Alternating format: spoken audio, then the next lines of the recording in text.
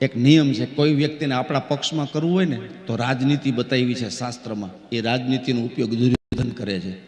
કોઈને તમારે તમારા પક્ષમાં લેવા હોય, ચૂંટણીમાં જીતવું હોય, એ મારો વિષય નથી, હું આવું ક્યારેય બોલું નહીં, પણ આમાં આવે એટલે કહું છું. આ રાજકારણની આખી કથા છે મહાભારતે. ચૂંટણીમાં જીતવું હોય તો રસોડું ચાલુ કરવું. જે વ્યક્તિ ખાઈ જાય ને એ ખોટું નહીં કરે, એ દુર્યોધનની ચાલ છે. તમારે કોઈને આપણા પક્ષમાં લેવો હોય ને તો એને દૂધ પીવડાવવું, ચા પીવડાવી, પછી જમાડવો. જઈમો આપણું અનાજ જેને પેટમાં નાખી દીધું એ વ્યક્તિ પછી ખોટું નહીં કરે. અને એમ છતાંય અનાજ ખાધા પછી ખોટું કરે તો સમાજ એને ગદ્દાર કહે, એનો કોઈ ભરોસો ન કરે, એને ગદ્દાર કહેવાય. દુર્યોધને એ ચાલ રહીમી અને વચમાં ટેન્ટ નાખ્યા નથી. અત્યારે દ્વારકા યાત્રામાં જાય તો વચ્ચે ટેન્ટ નથી, શરબત મળે, ગાંઠિયા મળે, લાડવા મળે. એ જ જમાનામાં દુર્યોધને ટેન્ટ નાખ્યા હતા કે કૃષ્ણની છાવણીમાં બોલાવજો અને એને 56 ભોગ જમાડજો. અને છેલ્લે આપણી વૃત્તિ એ છે કે એને આપણા પક્ષમાં લઈ લેવા છે. અને ભગવાન કૃષ્ણ બધું જાણે છે. એ ભગવાન કૃષ્ણ મોટામાં મોટા પોલિટિશિયન, અને છતાં એનું સૂત્ર છે નો પોલિટિક્સ. એ કૃષ્ણ છે. આખી દુનિયાનું રાજકારણ એ રમી શકે, છતાં એના સામે કોઈ રાજકારણ કરે તો એ જીતી ન શકે. આ શ્રી કૃષ્ણ છે. જગતને બતાવ્યું. આવે છે દિલ્હી, વચમાં દુર્યોધનના ટેન્ટ હતા ને એનું પાણી ન પીધું. દુર્યોધનના માણસો દોડે છે, પ્રભુ થોડુંક જલપાન કરો. ભગવાને કીધું તરસ નથી. પ્રભુ આ પ્રસાદ લઈ લ્યો, ટાઈમ થઈ ગયો. ભગવાને કીધું ભૂખ નથી. તારું અનાજ ખાવું તો તારા પક્ષમાં બોલવું પડે ને. તારું અન્ન પણ ન જોઈ, તારું પાણી પણ ન જોઈ. એક વસ્તુ યાદ રાખજો, શાસ્ત્રોમાં લખેલી વાત જ હું કરવાનો છું. તમને જ્યાં મન ન માને ત્યાં પાણી ન પીતા, મન ન માને ત્યાં જમતા નહીં. જેને અનેક પાપ કર્યા છે એનું ક્યારેય જમવું નહીં, જેને અનેક પાપ કર્યા છે એનું પાણી ન પીવું. અને જે વ્યક્તિ પાપ કરે છે અને એને કોઈ દી પ્રોત્સાહન ના આપવું. જો પાપી વ્યક્તિને કોઈ પ્રોત્સાહન આપીને એમ કે તું ચિંતા ન કર, હું બેઠો છું, તો એમ પ્રોત્સાહન આપનાર પણ નરકે જાય છે. એવો શ્લોક છે, સ્તેના નામ અભયમ દત્વા સદાતા નરકો વ્રજેત. ચોરને તમે એમ કહો કે તું તારો ધંધો ચાલુ રાખ, હું બેઠો છું ને, પોલીસ ખાતાને હું સંભાળી લઈશ, આમ બોલવા વાળાને નરકમાં જવું પડે છે. સ્તેના નામ અભયમ દત્વા સદાતા નરકો વ્રજેત.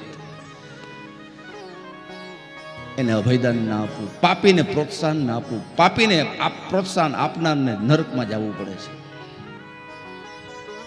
તો ભગવાન કૃષ્ણએ કીધું કે આ તો પાપની કમાઈ છે, હું પાણી ન પીવું, હું જમું પણ નહીં.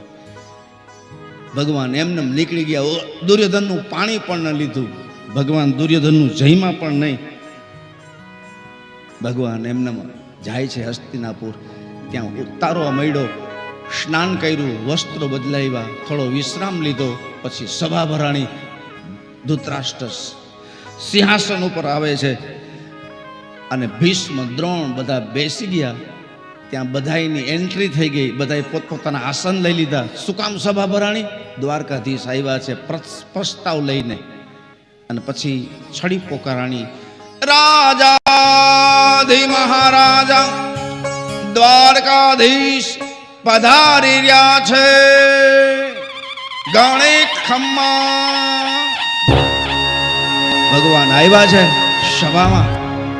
બધાએ હાથ જોડી ભીષ્મ અને ધૃતરાષ્ટ્ર જેવા, કૃપાચાર્ય જેવા હાથ જોડીને દ્વારકાધીશનું સ્વાગત કરે છે. સિંહાસન ઉપર બેસવાનું કહ્યું. સભાની શરૂઆત થઈ. એને પહેલો જ પ્રશ્ન ભગવાન શ્રી કૃષ્ણએ એમ કહ્યો. શું કીધું ખબર છે? હું એવું સંદેશો લઈને આવ્યો છું, હું દ્વારકાધીશ હોવા છતાંય, રાજા હોવા છતાંય બીજાનું કલ્યાણ થતું હોય અને સમાજમાં યુદ્ધ ન થાય, અનેક સ્ત્રીઓ વિધવા ન બને, અનેક બાળકો અનાથ ન બને, પુરુષો કપાઈ ન જાય, લોહીની નદી ન વહે, ખાલી હુંસા તુસીમાં આ તારું ના મારું એના માટેથી. અને એમાંય અધર્મ નહીં, ધર્મ. પાંડવોનો હિસ્સો તમે આપી દો, યુદ્ધ નથી કરવું. આટલું જ કૃષ્ણે કહ્યું. હું સમાધાન માટે આવ્યો છું. અને કૃષ્ણ કહે છે, ભાઈ ભાઈ મેં યુદ્ધ ન હો, કેટલી સરસ વાત કરી. રહે ધર્મ કા માન, ધર્મનું માને રહી જાય, અશાંતિ ન મળે, કોઈની હત્યા ન થાય, લોહીની નદી ન વસે, અને સમાજ આંગળી ન ચીંધી જાય, ઇતિહાસ લખાય નહીં, ભાઈ ભાઈમાં યુદ્ધ ન હોય. દુનિયામાં એક વસ્તુ યાદ રાખજો કે ક્યાં હારવું ને ક્યાં જીતવું, આ આટલું આવડી જાય ને તો એ સાહેબ આપણે જીતી જાય. કોઈ દીકરી પાસે જીદ ન હોય, દીકરી પાસે હારી જવાનું હોય, બેન પાસે હારી જવાનું હોય, ફઈ પાસે હારી જવાનું હોય, માને બાપ પાસે હારી જવાનું હોય, મોટા ભાઈને ભાભી પાસે હારી જવાનું હોય, ગુરુ પાસે હારી જવાનું હોય, બ્રાહ્મણો પાસે હારી જવાનું હોય. સાધુ ને બ્રાહ્મણ, માને બાપ, દીકરી એની સામે બાયું ચડાવીને મૂછું ચડાવી, એ જીત નથી સાહેબ, એ તો નરકની ગતિ છે. હે, એ પગે લાગવાના ઠેકાણા છે, એ હારી જવાના ઠેકાણા છે. અને આ ઠેકાણા એવા છે કે ત્યાં તમે હારી જાવ તો એ તમને જીતાડી દે, તમને આશીર્વાદ દઈને જીતાડી દે. આટલી જગ્યાએ હારવાનું હોય. લડવાનો જ શોખ હોય ને તો આતતાઈ સામે, અધર્મ સામે લડાય, પાપ સામે લડાય, સંતો સામે, બ્રાહ્મણો સામે, ગાયું સામે, માવતર ને દીકરીઓ એના સામે ન હોય. ત્યાં તો હારી જવાનું હોય, ત્યાં તો આજ્ઞાનું. અને એક વસ્તુ યાદ રાખજો, પ્રસંગ આવ્યો એટલે કહું છું, સમાજ તૂટતા જાય છે, પરિવાર વિખાતા જાય છે, ઘર તૂટતા જાય છે, ઘરમાં સમાધાન નથી.